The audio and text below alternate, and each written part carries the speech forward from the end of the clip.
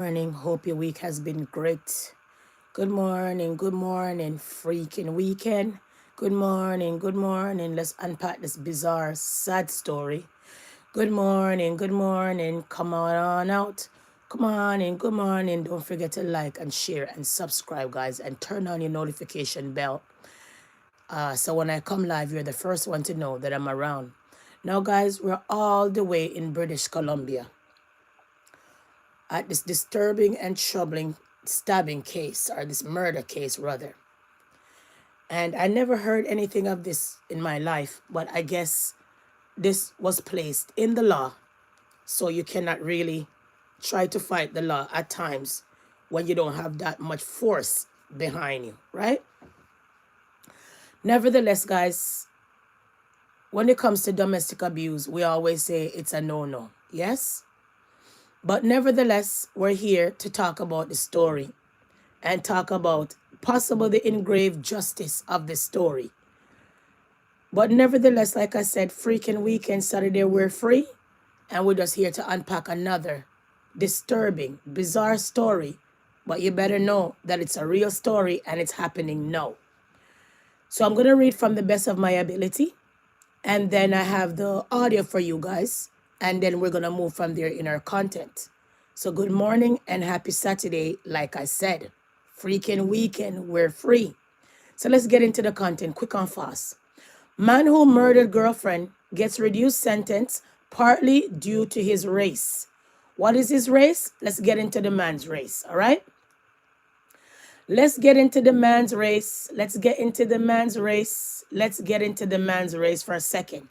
So the man is, we get to understand that this man is a black man of an African, Nova Scotian, African American, and Jamaican ancestry. So this man got a reduced sentence because of all of that mixture, aka black man. All right, guys? So I never know that so much. One person has so many mixture, but I guess we're all mixed up in one thing, as in not mixed up as in gossip, but mixture of race. All right? So let's get into the content quick and fast. I'm going to read from the best of my ability. So I just want to ask you for your patience, okay? And just give me some time to get to the story quick and fast. Now you see that little lady face there, beautiful face there. At times we try not to discriminate and we try to bring everybody's story across the board when it comes to stories. Over here, when it comes to stories, domestic abuse, we don't discriminate. Yeah? When it comes to stories of bizarre stories, we don't discriminate. We come unpacking with all kind of story that we need to talk about. So good morning. Thank you for the thumbs up. Good morning, Joshua. How are you? Good morning, Joshua. Hope you and your family is well. Thank you for tuning in, my brother, as always, okay? I know my weather over here sucks. We thought it was spring, Joshua, but we were hit with some snow yesterday. So at the end of the day, I'm sure where you are is rather cold as well. Because when we're cold, you're cold. When you guys are cold, we're cold. When you guys get a snowstorm, we get a snowstorm. So right now, Joshua, I'm like, please thaw me out. Please, winter, go away. Go away, winter, please. Go away. Although, like I like the winter at times, stuff like that. I'm outside doing sometimes some activities. I'm outside with my dogs, stuff like that. But the worst part, well, the good part is the fact that I don't park outside no more when I go to work in the nighttime because seniority, so we park on the ground now, have our own parking spot now. But before that, when you have to work and come outside and clean off snow in the cold, oh, Jesus, man, it was a run for your money. But nevertheless, we always try to pay our business that pays us, rather. So no matter how it's cold, we still have to be out there. No matter how it's hot, we still have to be out there. No matter how it's frigid, no matter how snow is 60 centimeter, 50 centimeter and up, we still gotta be out there with our gears, right? But nevertheless, my brother, let's unpack the story greatly, neatly. Yes? All right? All right? Let's pack this story quickly off the bat. So like I say to you guys, this man got off sentence because of his race. We established that this young man is a mixture of a young man. Do you have any children that they're well mixture of a mixture? So let me give you the mixture of this young man before we dive in this story. So this man is a black man of African, Nova Scotian, African American, and Jamaican ancestry. All right. So that's the story, rather. All right. So he got a reduced sentence for murdering his girlfriend and stab her 15 times. So we're here to unpack the story. All right. So let's get into it quick and fast. All right. So this happened basically at a shopping mall. All right. And I don't know who go there and stab people at a shopping mall, but it's disturbing and troubling. He still got a reduced sentence. So we're going to dive into it. Look at the beautiful lady, beautiful woman. Right off the bat, dead like dog. And add insult to the injury. Man got reduced sentence for murdering her and stabbing her 15 times in a stairwell. So let's unpack the story gravely, all right? A man who stabbed his girlfriend to death at a shopping center. We're all the way in British Columbia, all right?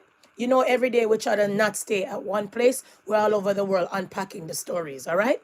A man who stabbed his girlfriend to death at a shopping center in British Columbia received a lighter sentence partly because of his race. I told you what his race is. Nova Scotian, African American, Jamaican ancestry. And the list go on. Okay, so the man is a mixture of a mixture. All right? Everton Javon Doney, 35, stabbed his girlfriend Melissa Blimke 15 times in a stairwell at the Metrotown Shopping Center in Burnaby on December. Doney fled the scene with the murder weapon before later turning himself into police. My God, domestic abuse is never okay. All right? All right? Never okay. Doney was convicted of second-degree murder and was sentenced last month to life in prison.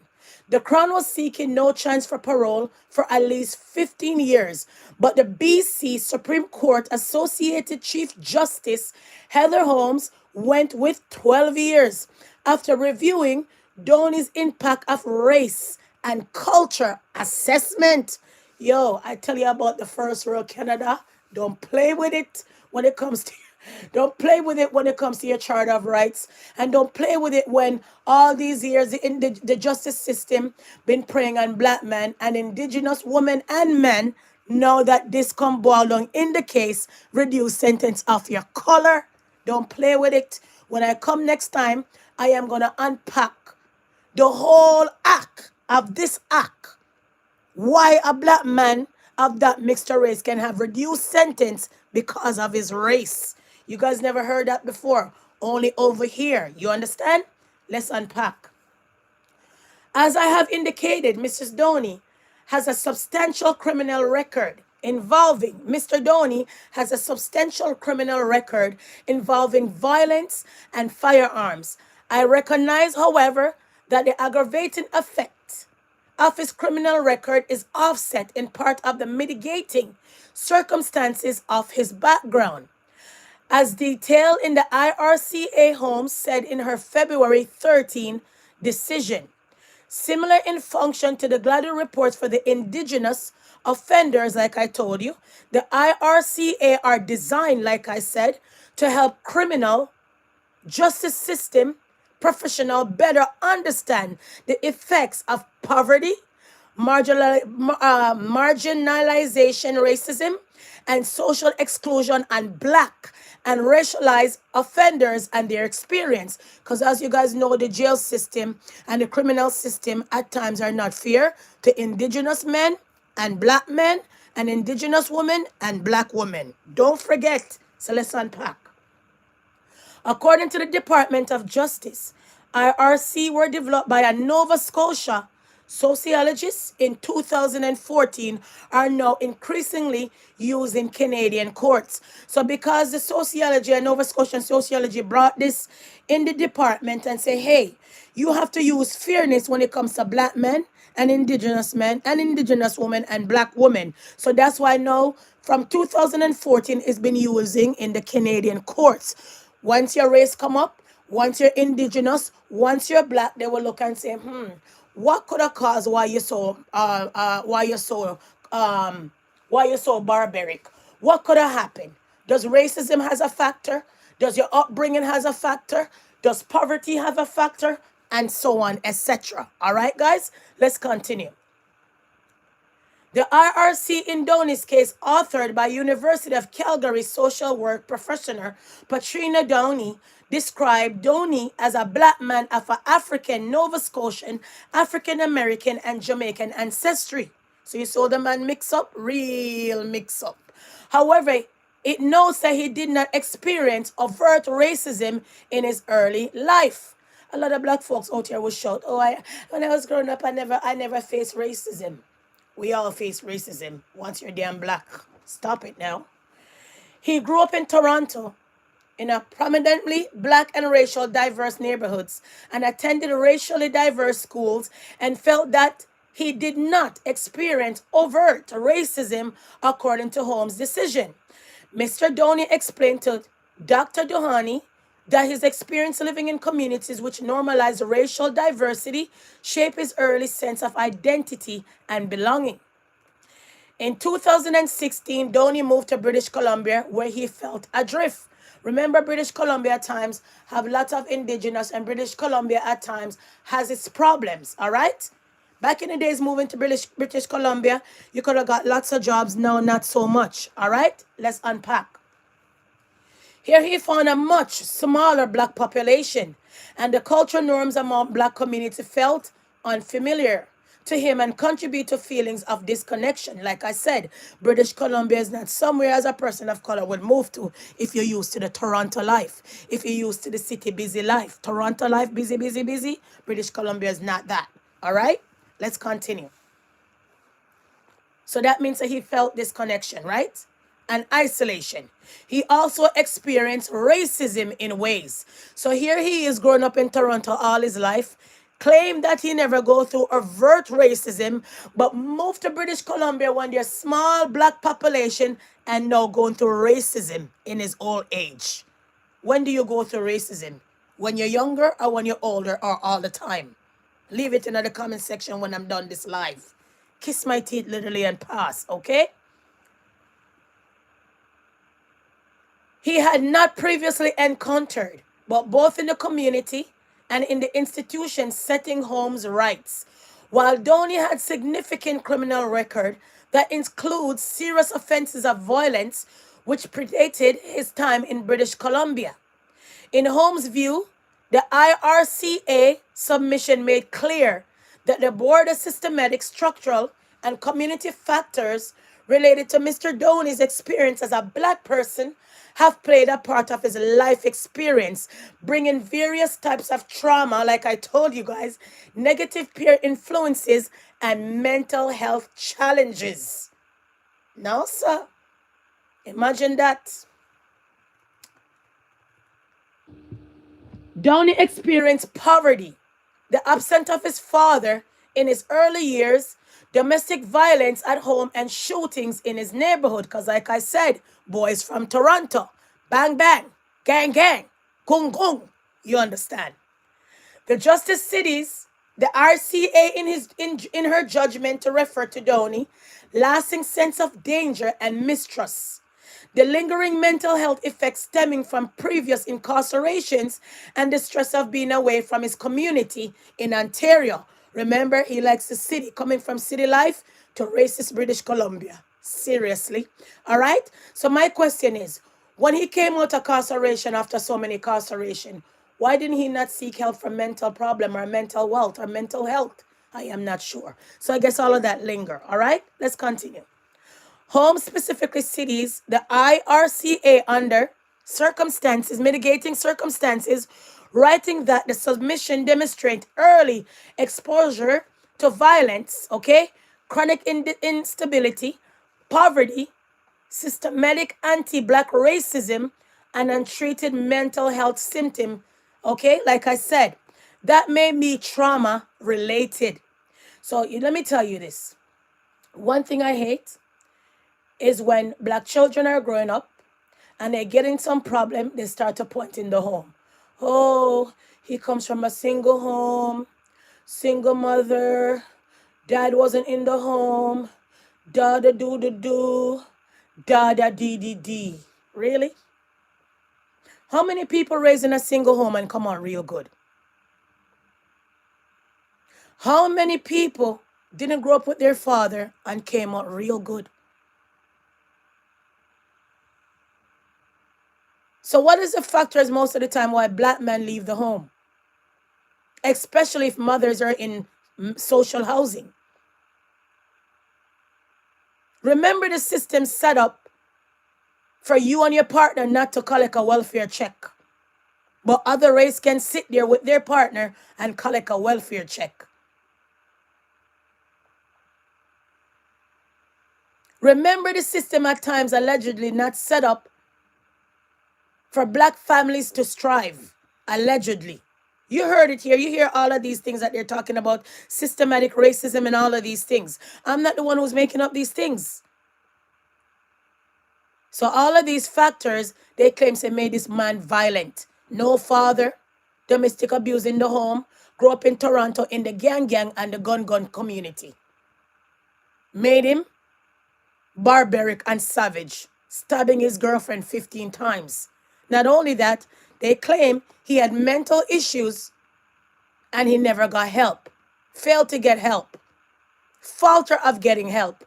So this is the result of stabbing his girlfriend 15 times and get a reduced sentence because of his race. Make that story make sense, but only over here. All right, let's continue.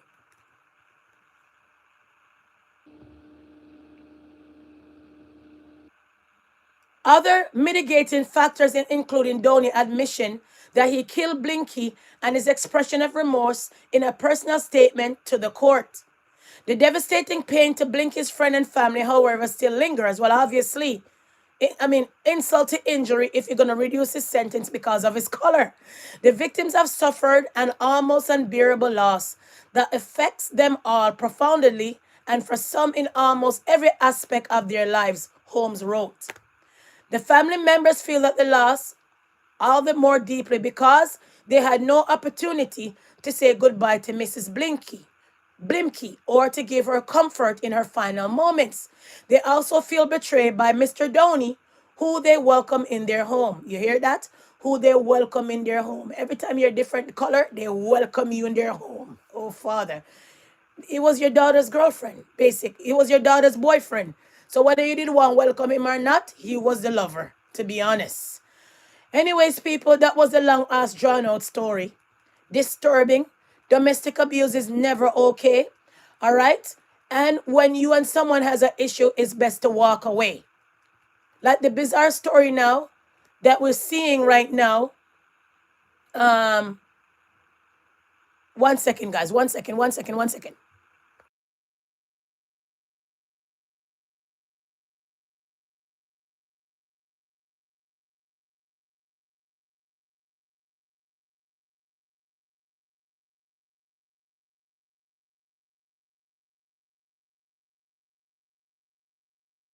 Sorry, guys. I was speaking to someone. You know, if I'm speaking to someone in my house, I'm going to mute you guys. Yes? All right. So we want to get to the fatal stabbing all the way in Metrotown Mall in Murderby, the situation that happened then. It's a 30-second clip, not so much, but let's get into it anyway. All right? Quick and fast. In Burnaby, RCMP were called at about 11:40 this morning after calls about a stabbing in the parkade. Police say a victim was taken to hospital where they were pronounced dead. The integrated homicide investigation team is taking over.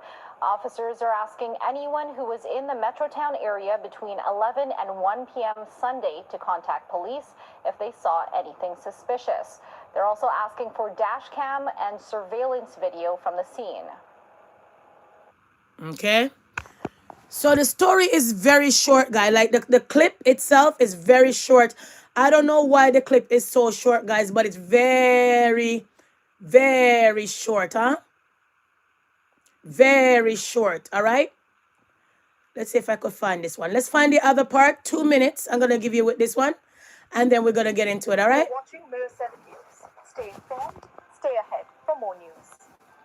A Vancouver courtroom has delivered a verdict that closes a dark chapter in the city's recent history. A man has been sentenced for the 2021 murder of his girlfriend, Melissa Blimke, a case that shocked the community and left lingering questions about safety in public spaces. The crime occurred inside a Metrotown parkade a location once considered routine and ordinary.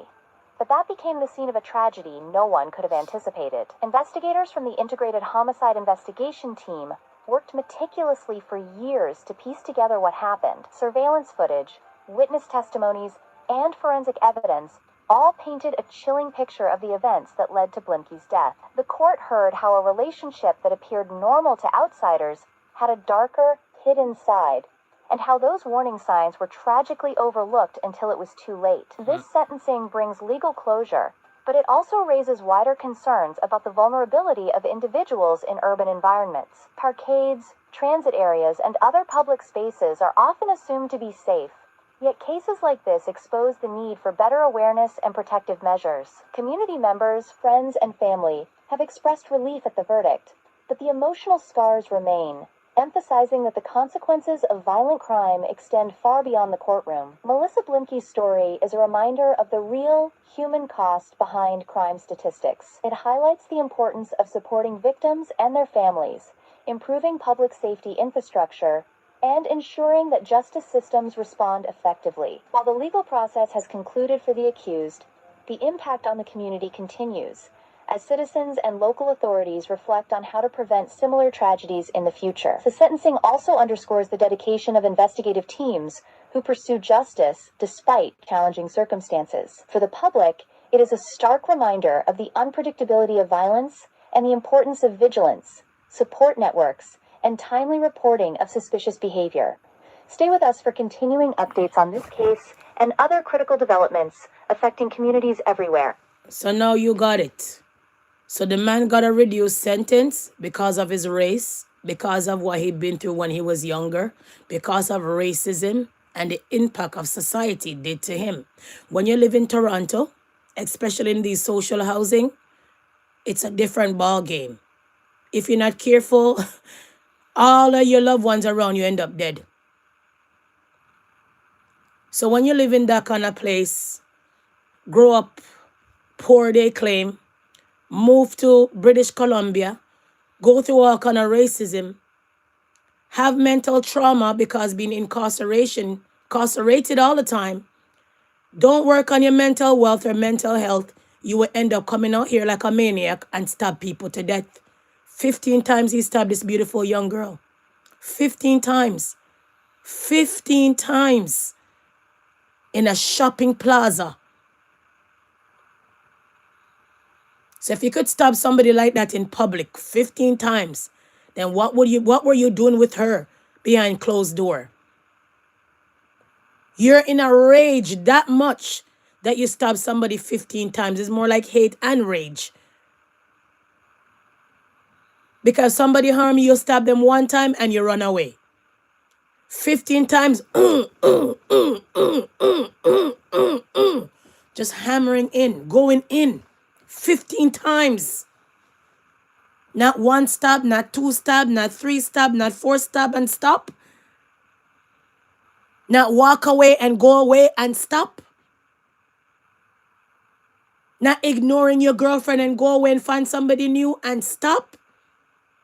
Domestic violence is never okay. All right, guys? So I had to come out and share this story. All right? I'm going to give you a plain example of another story, or the next example of another story where a man was sentenced, reduced sentence because of his race as well. Okay? So this is not the only story. I'm going to bring across to you that a man got their sentence reduced because of their color. All right? So let me get to another example and show you that in a first world country like Canada, there's rules and regulation out here. All right? Hold on. There's rules and regulation out here when it comes to your Charter of Right, when it comes to whatever you've been through when you're young, and stuff like that. Okay? I want to see, one second. So let's get to another example here. A black man has been given a reduced sentence for drug trafficking because of his race. Back it up. A black man has been given a reduced sentence for drug trafficking because of his race. The judge made the decision based on the defense argument of systemic racism, that the crimes were linked to the racism he had faced in his life. Christopher Skeet is Quebec's minister responsible for the fight against racism. And that's in Quebec, Canada again. Yeah? So don't play with people Charter of Rights and don't play with the racist justice system. It's a system why these things are happening because the system been racist to indigenous and black men for a while. Over sentencing, over policing, and the list go on, people. The police chief had to come out way back in the days. I remembered, I don't remember if I heard it, that he had to come out and apologize to the black community. So we heard from a long time that the police been over policing the black community. They get charges more than other people, and they get time and sentence harsher than other people. So when you see that they're using this clause again, guys, don't be surprised. One more case again in Canada where a black man walk and get his sentence reduced because of his color. You never heard it. You heard it over here first. So let's back up this quick and fast so you could understand, okay? A black man has been given a reduced sentence for drug trafficking because of his race. The judge made the decision based on the defense argument of systemic racism, that the crimes were linked to the racism he had faced in his life. Judge. Christopher Skeet is Quebec's minister responsible for the fight against racism. What's new and what for me is a slippery slope is the introduction of a new variable, which is to say, now we must consider the fact that you're a black person in the attribution of your sentence. Why stop there? Why not have different sentences for South Asians? Why not have a different sentence for people of Chinese origin or people who are of Arab descent? In which case, we end up having a different system of justice for everybody. The reality is we have laws in Canada. We have laws in Quebec. Sir, shut up.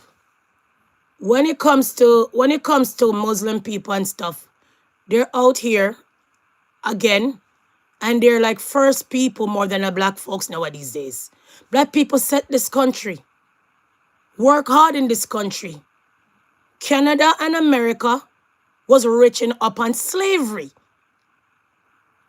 So no, we don't need a law for Arab. We don't need a law for Muslim. We don't need a law for Asian.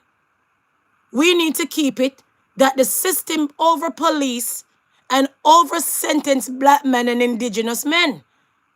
We know this has been studies over the years. Remember when other people can go to a first world country and speak different languages, at time a black man language varies. English it stop at. A lot of people are not going out here, black people, and go here to learn French, to learn different languages. Nah. Other people are coming to a first world country and they have handouts. Lots of things that a black person never receive in Canada. So when you're going to come and say different nationalities should have their rules, you're wrong. Because every nationality other than blacks and indigenous are not being over-policed. Don't really get discriminated against. So we got to stop this. You have a Muslim person or Arab person come to this country in a year, and by the time you look, they have a house. They have their own people to help them. They come here with money and they come here and get a bag of money. Asian people as well has lots of real estates. Lots of time they don't even have a real job, allegedly. So when the system and the odds are stacked up against indigenous and black folks, we have to keep it 100. He was wrong of stabbing up his girlfriend 15 times, but the law has set that when these people come to court, you cannot over-police them and you cannot over-sentence them because they go through a lot more than everybody else in the system, indigenous and black men and black women. Seriously, guys, do your research, okay? So let's continue to listen to this man a little bit and kiss my teeth and pass. And we are all equal under those laws. And when we try to micro-divide us into our experiences, I believe it dilutes our citizenship. Okay, so he's not in agree of that situation. We want to get to Jamaica for a second. Maitland has sentenced to life in prison. Let's get there for a second, quick and fast, yes?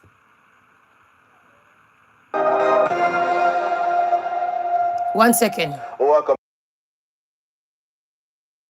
OneSpotMedia.com and those of you watching on TVJ International in the Cayman Islands. First up this evening, Noel Maitland has been sentenced to life in prison.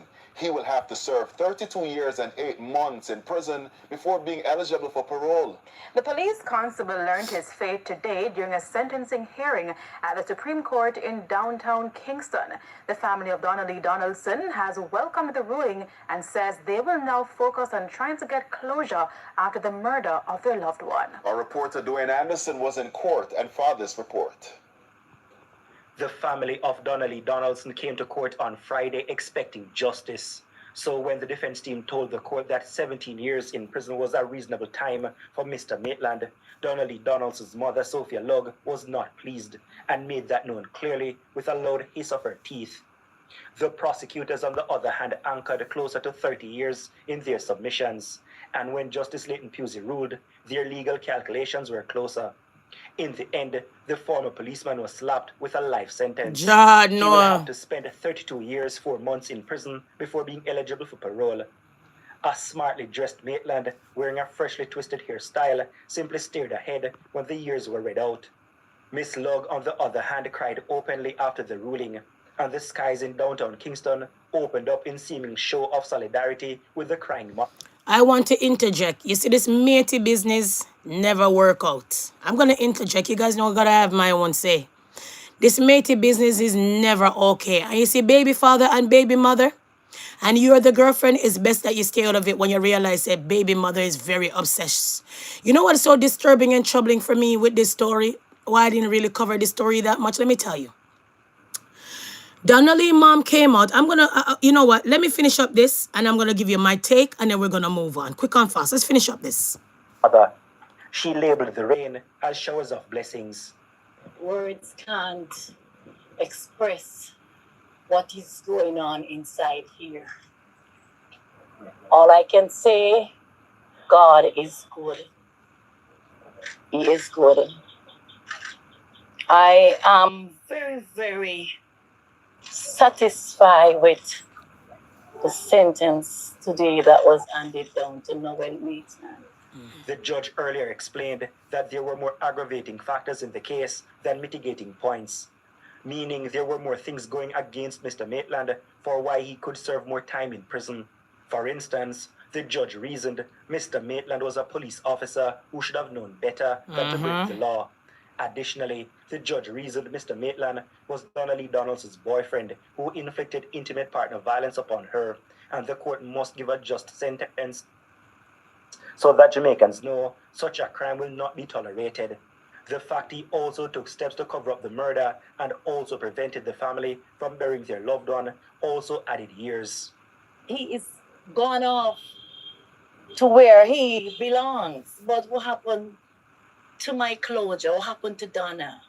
You know, when will I know what really happened?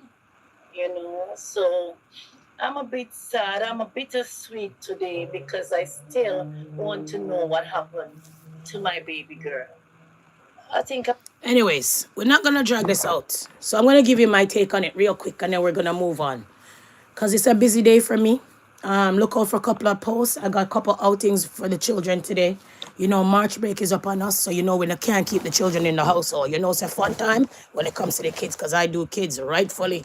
But nevertheless, guys, I want to say this. The mother of Donnelly, this lady here, came out and said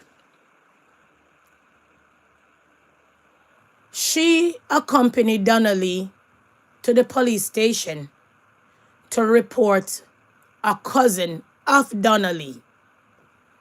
When they went to the police station, the mother uttered, when Donnelly is at the desk, why don't you go and get that policeman that you were washing his clothes to come and help you?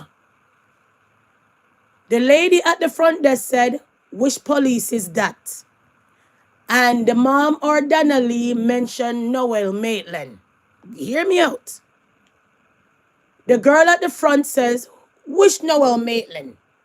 And she went at the back of the office to go get her phone and come produce the picture of Noel Maitland. Who was that girl in the police force? Who at the front desk?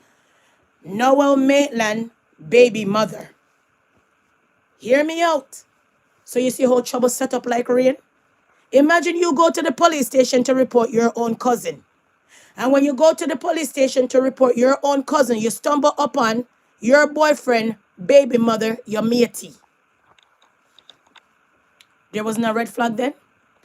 When the police officer girl threatened her with the gun, her service pistol, and it was removed, there wasn't a red flag then?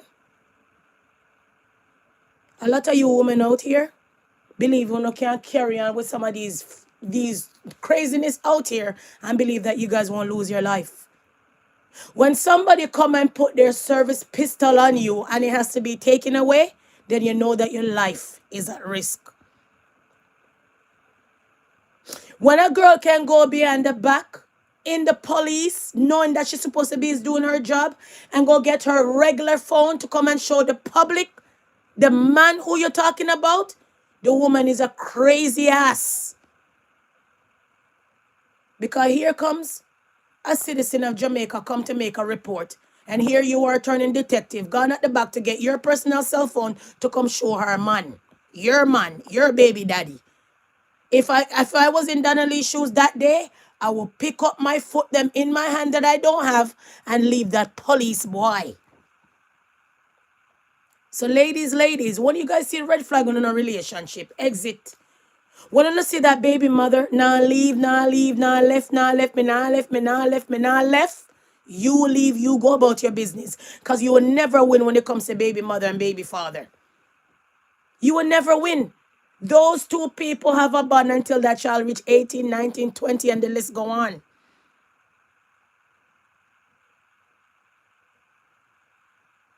Not only that, there was a next red flag where the policeman went to Donnelly mom's house and shake off the grill. Come out, shake off the grill. Come out, shake off the grill. He was not reported to the police station, but their family cousin was reported to the police station. So a long time, this mother should have got the police officer away from her daughter. Yeah? The mom also said she does everything for Donnelly, every earthly thing for Donnelly, but Donnelly is at the house washing policeman clothes. So some of us mothers, when we see things and we can see that some of these men, although most of the time these kids won't listen, but at times having this man around coming to knock your door, shake the grill is a no-no. Because from day one, Jamaicans don't trust police. So since people nowadays is out here lie down with police. Not saying that police not supposed to have wife and all, but the way how the Jamaicans portray the police them out here, I thought that nobody would have lied down with them. Because they say that the police them are the worst, which I'm sure in Jamaica you have good police that doing their job. So when a baby mother is showing you sign of obsessive, run. When a baby mother can threaten you with her service pistol, go away. Because this woman is telling you basically, I will kill you. I want to still stick around and pay a matey position. Matey position is not worth your life. Matey position is not worth that you're lost and your mom can bury you. Matey position won't make up for the injustice possible one time that would have happened in Jamaica when you never got nothing out of the case. So good thing the justice system in Jamaica is acting, because if it was one time, police ain't getting no charge, no life in sentence. Girl dead and gone, and that would be it. So want to not take people, man, on to realize that matey not going away, run. Want to realize that these people have gun, be mindful. And when you see that these men are some liar and cannot keep their other woman under control, it's not for them for you to open your legs to. Them forget runway, move up, come down quietly, because they're not a real man. That girl had a key for that place. Not only that, the baby mother, cousin, the security guard also work on the building where Maitland live. So here you are going to Maitland yard and the baby mother has a spy at the yard. So enough of you young girls are not too brave. And when you see trouble set up like rain, you guys gotta be mindful.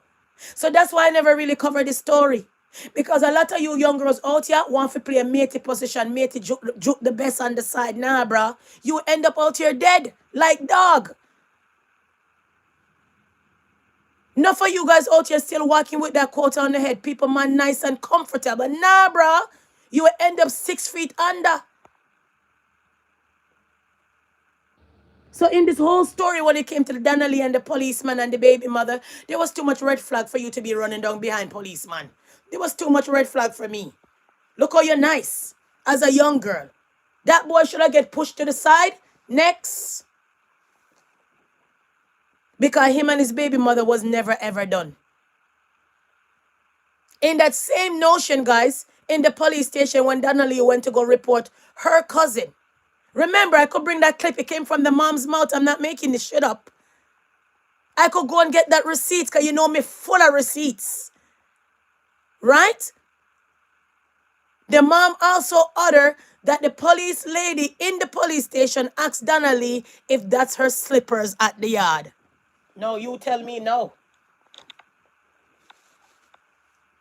So you go to a police station to report your cousin. Your mom was so pissed off till your mom ordered in the police station, why Donna, why you don't get the policeman to come help you? The one where you didn't wash him clothes. Then the lady at the front said, what policeman? And them shout out, Noel Maitland. And the girl go behind, go get her phone and come show the Maitland, the baby father, her man. And ask if that's your slippers at the yard. Never see any red flag? That wasn't a red flag? To know so that girl is still going to the house? To know that girl is still nah left and nah left and nah left? You didn't know that Noel, nah let go. Me say, baby, me nah let go. He wasn't letting go and she was leaving. They were still in love, still sleeping with each other. While Maitland was right here using Donnelly as a stepmother. The mom also come out and said Donnelly is the one who paid for the baby, Kathy, Noel, son, baby, passport. So you play a matey and I play stepmother at the same time. Girl would be furious. Girl would be furious and girl will come and kill you. And Maitland, who wants to be the man that he wants to be, cover up everything allegedly and now I serve life. So you guys going to pray to God that when they appeal, it comes back that he never did the killing because he's going to walk. If it comes back that way. Remember, the lawyer is going to appeal. All right? Not only that, to me, allegedly, I think the truck man should have got some kind of time too for accessory to the crime. But what can I say? You're lifting up couch, you never see no blood pouring out the couch. You're bringing couch to car wash. Who the hell bring couch to car wash? Maybe Jamaica is different. I never see nobody in my life take a couch out of their house and put it in and bring it to a car wash. I see people take a couch out of their house to the curb. Couch on the app to sell. Couch, go away. Never see people bring couch to a car wash. Never seen that. So there was so much red flag when it comes to this police. Looking at Maitland's face alone, you can see say he's very deceitful and deceiving. Very wicked. You can see wickedness on his face. So when you're playing with fire, be mindful, you will get burned. And when you're playing with obsessive baby mothers, they will come out here and kill you. And when you're playing with a man who's two-timing you, it's time for them to move up. It's time for them to come down. It's time for them to see ya. Goodbye. Seriously. The mom also ordered that every time Donnelly gets some money from the father who passed away, let his soul rest in peace, Noel appear. All of these things came out of the mom's mouth. One of these days when I'm ready to come and pack our next content, I'll bring the whole receipt to come and tell you guys. I'm not making up no story. I'm telling you what the mom said. So you know that this man was dangerous for the daughter. But sometimes we just can't tell. We could warn our children, but we just cannot tell them what to do at times. So this man wasn't a good man for this little girl. This man was also a user, allegedly. This man was still dipping in the cookie jar of his baby mother, allegedly. And the baby mother was an obsessive freak, allegedly. So when oil and gas and fire don't mix, be mindful. Kiss me teeth and pass. So he got life in prison. Let's see how the appeal is gonna come around sooner or later. Let's see if he's gonna talk and say, Miss So and so, you cook for me. You welcome me in my home. You welcome me to come pick up my daughter, your daughter. You welcome me loving on your daughter, deceiving your daughter. All of these things, your daughter body is buried here. Because until now, this woman never buried her daughter. We don't know where Donnelly is. And if Donnelly wasn't a favor of the internet, nobody would have called out that story, because enough little girl in Jamaica dead like dog, and none of these bloggers don't pick up the story. Just because Donnelly was popular, everybody run with the story. But if she was a quiet girl, not so nice girl, back of the bush girl, nobody would have talked about it. Seriously. Kiss my teeth, little and pass. Next. Some I want too much, man. John, no star. But anyways, let's get into some more things now, please, and thank you. A couple days ago, I spoke about Kanye West. And I said that Kanye West at times look like him mentally ill. But mentally ill and mental illness is not something for us to make fun of. But at times, Kanye West come off a little bit nutty, as in the word nuttier. People, Kanye West had a mansion. And Kanye West gutted the mansion. Now, people, can you have a mansion and gutted the mansion and tell this man to do everything to the mansion and then halt not doing anything to the mansion? And when it's time to sell the mansion, people, you sell the mansion as in a gutted shell.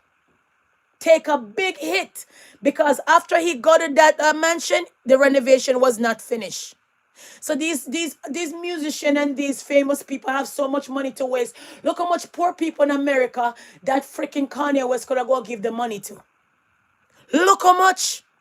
So Kanye West gutted the mansion, never finished fix up the Malibu mansion, and sell only the shell of the mansion. So people the other day said that Kanye West verdict came out, and they never read the verdict of what's gonna happen to the contractor, if the contractor is gonna get the money. Well, Kanye West legal team is never on your side. The universe is never on your side. From them say from your soul, and sell out your mama.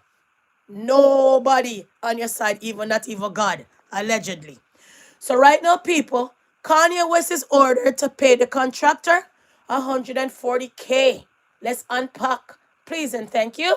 There we go. All right, we'll be definitely keeping an eye on all the developments that happened next week. Now I want to switch gears, talk about another in-demand case, including the one that you were a part of, representing the plaintiff in this case, the contractor, getting a sum of money here after this lawsuit against Kanye West, this big contractor dispute over Kanye West's big time, over $50 million mansion.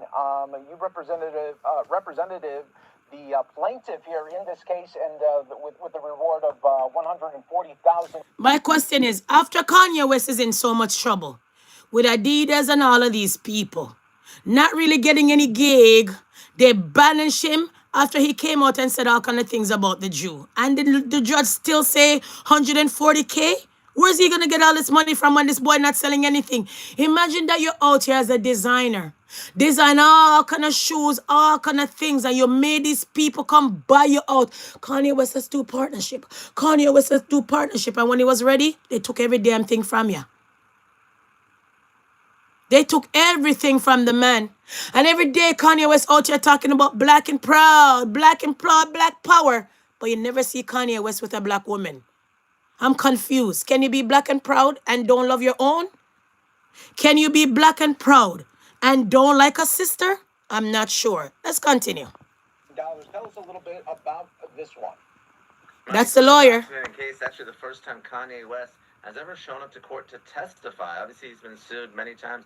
We have sued him a number of times, and all those cases have settled. But this particular case, I think, was maybe personal. I was surprised it went all the way, but story was. Did you hear this? Did you hear this so-called lawyer? How proud he is? We sued him a couple of times. These dirty lawyers just come out here every day out here looking for these black famous people to sue and make up story on. Seriously. But this one was crazy to me. Why bother buy a Malibu mansion, got the mansion, never finished the construction, and then you end up lost, and then you only end up selling a shell of the building? I'm lost. Kanye West, if you're not crazy, something wrong, but I cannot make fun of mental illness. But here, this lawyer so proud. We sue him more than one time. Really, lawyer? Let's continue, man. Jah no Kanye West. God is never on your side. Kanye West bought a house in Malibu for $57 Here million. they. And this is when he was still with Kim Kardashian. And he wanted to be entirely off the grid. I'm talking no electrical, no water, no sewage, nothing. So he hired our client, Tony Saxton, to really demo the house. And I'm talking taking the kitchen. Did he say no sewage, no this, no that? Most of these houses nowadays days, we live on water. Most of these houses that we live in, we live on water. You won't know until your house flood.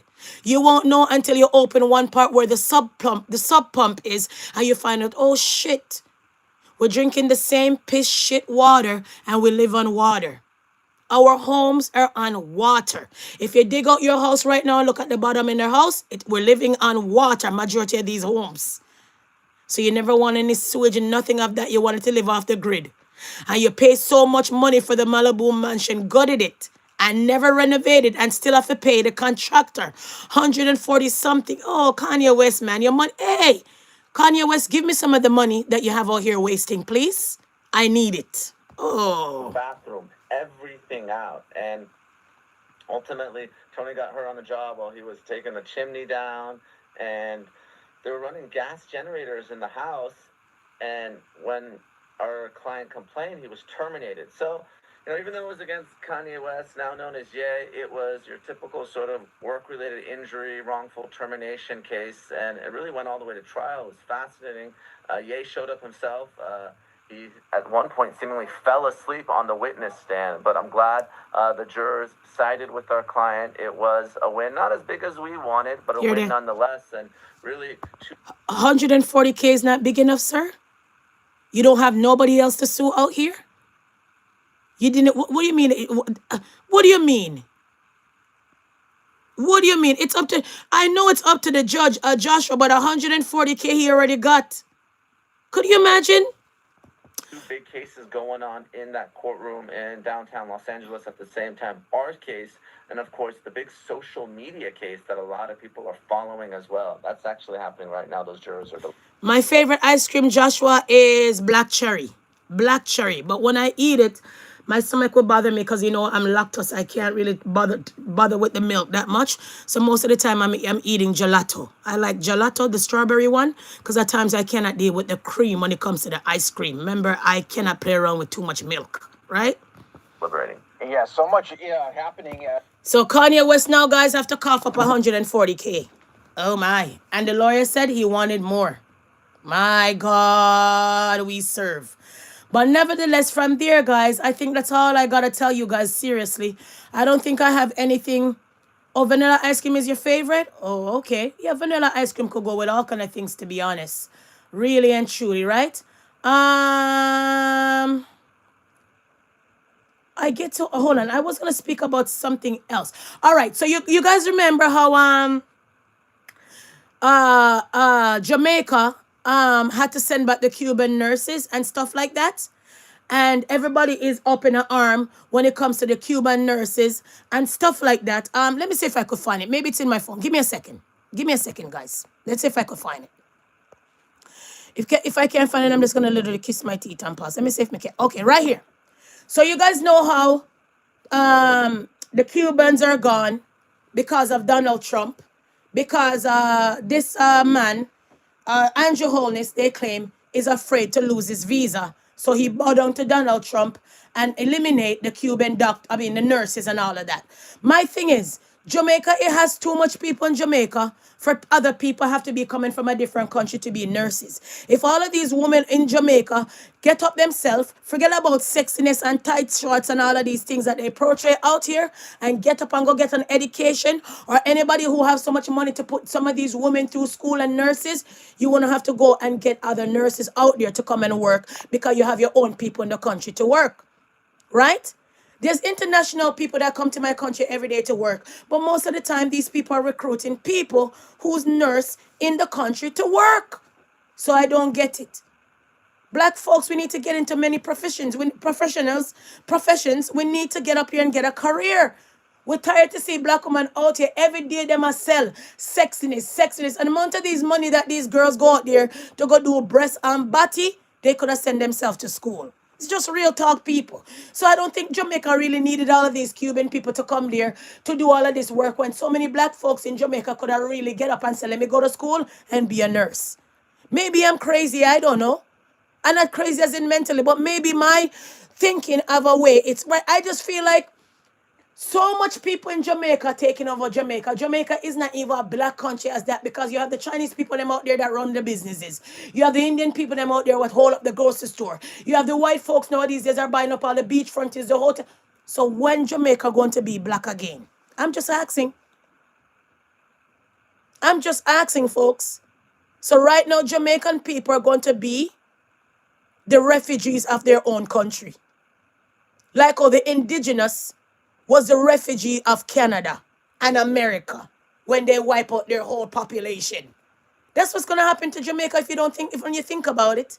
That's what's going to happen to Jamaica.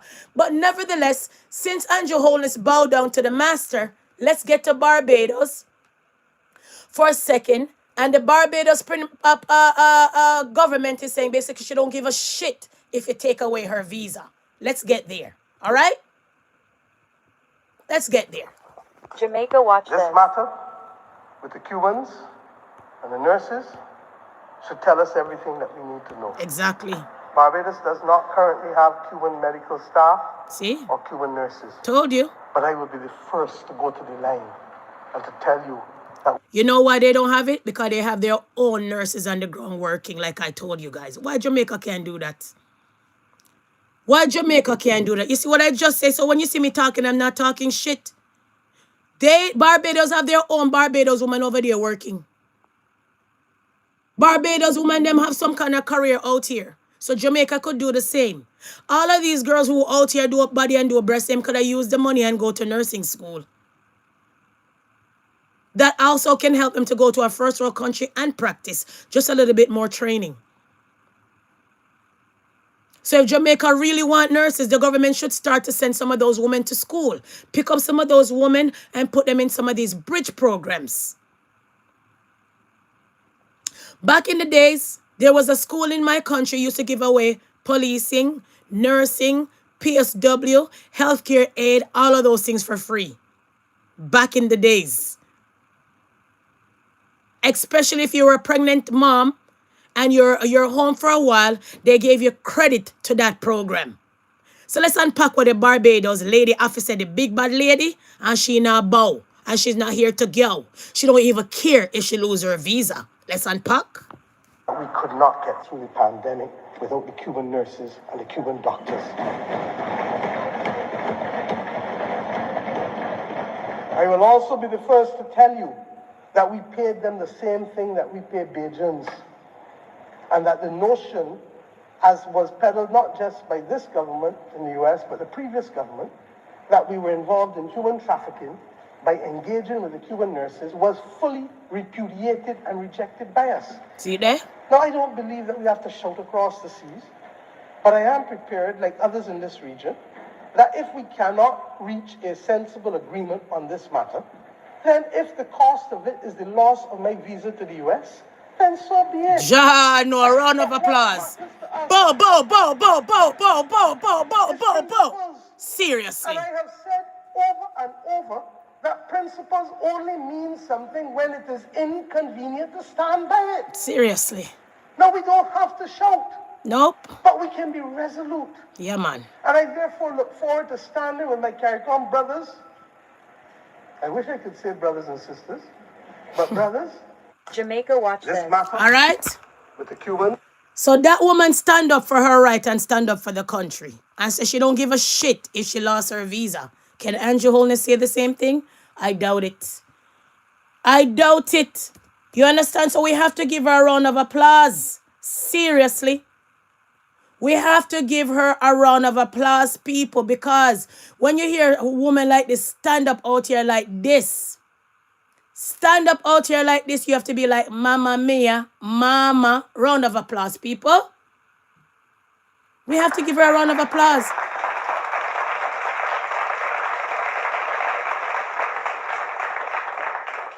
You hear that? All right? So we had to give her a round of applause because, like I tell you, not everybody brave like she. Because no, everybody is afraid of Donald Trump. Okay? Everybody is afraid of Donald Trump. So you got to be mindful. All right, guys? Let's talk about a few other things if I have it. And then I'm just going to say, guys, have a good day. Thank you for stopping by. It's a pleasure as always, right? If I can't find it, then I'm just going to go about my business. Let's see. Okay, let's get here. You guys know that Dionne Warwick is sues rights firm for allegedly stealing millions in her royalties. So did you guys hear about this lady? She's suing for her royalties, guys, because she claimed that they're basically robbing her blind. So did you guys hear about this at all? That she's suing basically for her royalties? Did you guys hear about that? Let me get there and I'm going to wrap up this live quick and fast. I think sometimes I give you guys so much in one live. It's not even funny, but better I have all of these topics in the content, I should say, rather. All right. So she's suing for her royalties. And let me see if I could pull up that real quick and see where we get at. Where is it? Where is it? Where is it? Where is it? I think this is it.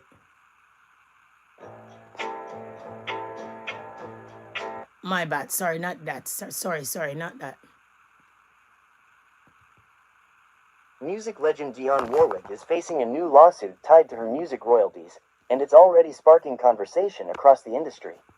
A company called Artists' Rights Enforcement Corporation claims it worked with Warwick for years to recover and manage royalties from her catalog, including money connected to the recent sampling of her classic song, Walk On By, in Doja Cat's hit, Paint the Town Red. According to the lawsuit, the company says it had long-standing agreements that entitled it to a share of the recovered royalties, but alleges Warwick recently cut them out and asked record labels to pay her directly instead. The company argues this move violates their contracts and resulted in them losing money they believe they're owed. Warwick has not publicly responded in detail, and the case is still in its early stages, but the lawsuit is already drawing attention because it highlights how complicated royalty agreements can become, even decades into a legendary career. Okay, so they drop a lot. So they drop a lawsuit on her, and she filed it back. She said, "We're not playing now. You guys are not getting none of my royalties. All right." You guys are not getting none of my royalties. You guys been stealing my royalties allegedly, and I'm gonna clap back. So she said at this point in time, she's clapping back. She don't give a shit about these people. All right. She wants her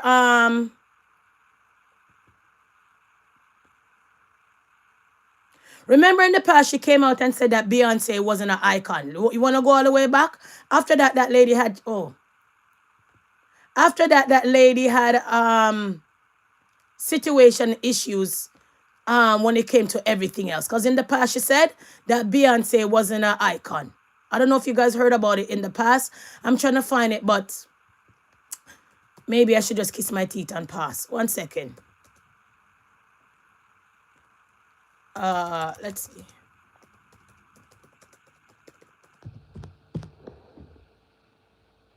Hold on. I'm gonna give you, I don't know. I think it was a long time ago though. Let me see if I could find it. So a long time this lady been out here. So she said in the past that Beyonce is not an icon, right? I don't want a copyright strike, so I have to try to find one that come out real quick, okay? I think it's, I don't know if it's this part, but let's see. Dionne Warwick doesn't think Beyonce is an icon just yet. See there? She put her 2 cents in to speak on the international champion of the world. See? We are a part of the Beehive. And while Dionne Warwick So that was in is 2019. Whitney Houston's all right? auntie, there will be no Beyonce slander ever. All right? So all of those things. So that lady is not afraid to pick up for herself. She's not afraid to call out anyone. She's not afraid to call out. She's just not afraid to do all of that. So when I see her right now hitting back and suing, I get the drift. I understand. A lot of people nowadays are being robbed their royalties and all of those things. And at the end of the day, remember, they are just comments on Beyonce icon status. All right. So I want to get there for a second. Give me a second. 1 second. Dionne Warwick reacts to hearing the news her late cousin Whitney Houston is set to go on tour via hologram. Listen. I haven't a clue as to what that is. I don't know how the story got up. It's surprising to me too. It was announced on Monday, 7 years after Whitney's death, that a holographic theatrical concept of her will be going on tour. I don't know what it is. I think it's stupid. But whatever it is, that's what it is.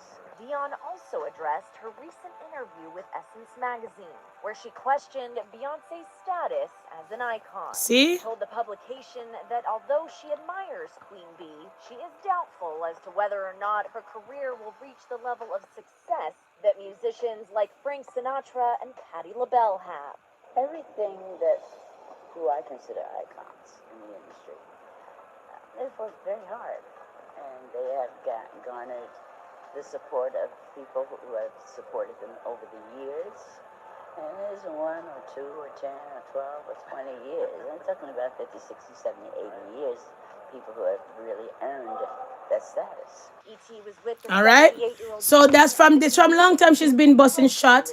And that lady was brave to come out and say that way back. So if I see her fighting right now, then I know she's a fighter and I know that she's not a no-nonsense woman and she's out here packing. So as soon as that situation resolves, I'll come back and say, guys, she has the right to her royalties or she had to pay back all the money that they were paying her without paying that company. Okay, guys? Kiss my teeth, little day and pass. Happy Saturday. Let's run. Guys, Saturday blessing. I pray your day is very productive. May all your good expectation becomes a reality. Happy Saturday. Remain blessed all day. Okay, guys, have a wonderful Saturday. Drink up the good soup. Enjoy the kids. Go out with the family. Enjoy the dogs. Do what you don't want to do. Lazy Saturday, whatever you want to call it. Big up your nice, clean self. But 7 days of the week, I'm on the run anyway. I have some outings today with the kiddies. Going hammered out with the kiddies today. And at the end of the day, March break. So we just cannot keep the kids in their house bored. Not I. Okay, guys? The best thing you can do is find some things to do with the kids so they don't get on your nerves. The more busy you keep them, the more relaxed you are as a parent or parents. So nevertheless, guys, thank you guys for stopping by. Love you guys in pieces. Don't forget to like, share, and subscribe. And don't forget to turn on your notification bell. So when I come live, you're the first, second, or third to know I'm alive. As in alive, in spirit, and alive on the content.